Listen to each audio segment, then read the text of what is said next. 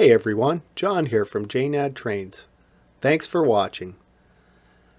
Today we're going to go over my installation of the Millhouse River Studios 34-inch Pennsylvania Railroad turntable. Alan and Millhouse River Studios did a really nice job on this product. The quality is very good. I'm very happy. I looked to YouTube for some installation videos and found quite a few. Eric's trains, Model Railroad Benchwork, and Henning's trains are three that I used, and I'll put the links in the description. Building the layout, I made many mistakes, and I learned from those mistakes. One of my biggest regrets was not using 3/4 inch plywood. That made the install a little bit tricky. Here you see cutting out the template with the shims attached so that the template doesn't fall through.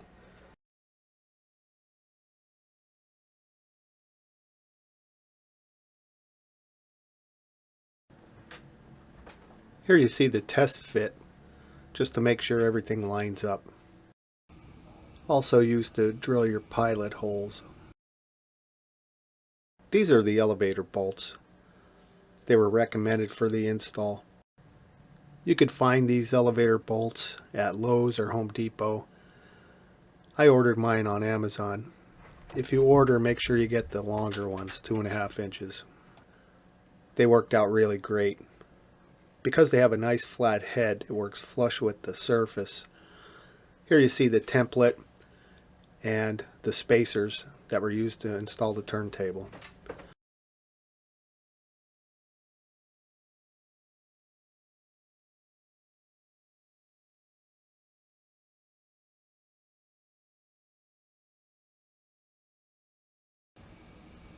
Now we'll look at the turntable wiring. Here you see the control panel with the selector switches to enable power and disable power to each of the Whisker tracks. There are some spares installed for future. This is the controller for the turntable. This is where all the programming is done and where you select the position in relation to the turntable Whisker tracks.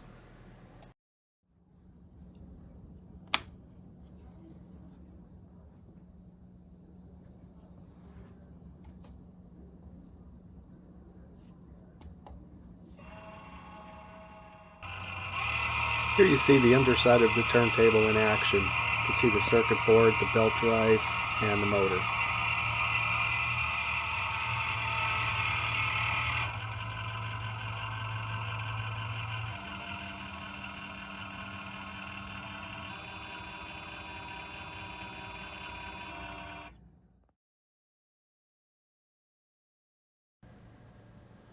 Here you see the power and control wiring for the layout and the Whisker tracks, and the wire management system.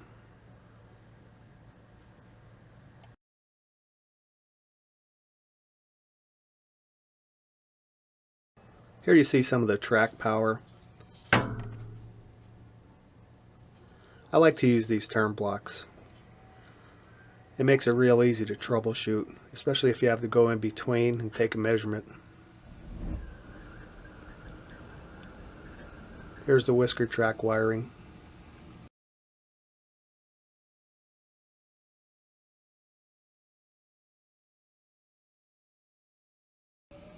Here's something I recommend if you have MTH engines and you want to switch power, remove power, reapply it.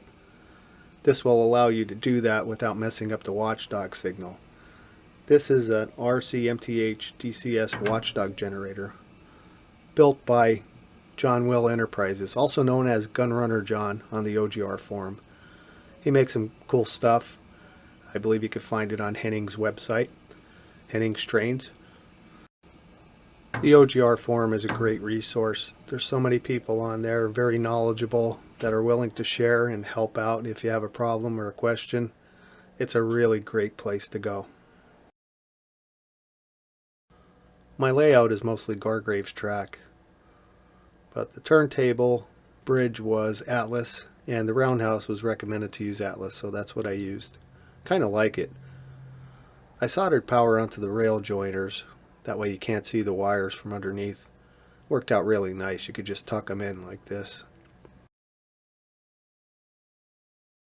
Nice clean installation.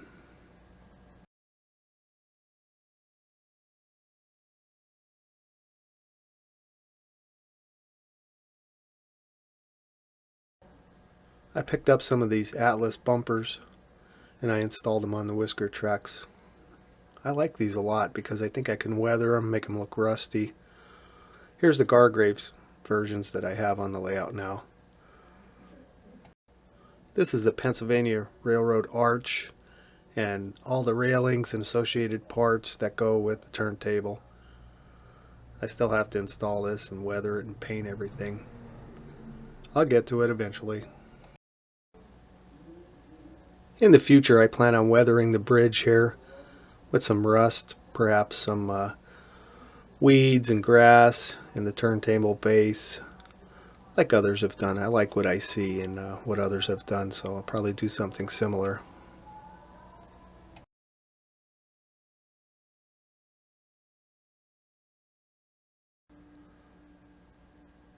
This space here will be another Whisker track.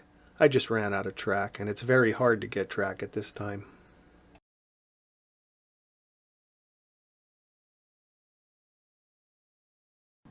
The turntable and Whisker tracks are fully functional. Everything operates. This is the base for the 5-stall roundhouse, another project that I'm still working on.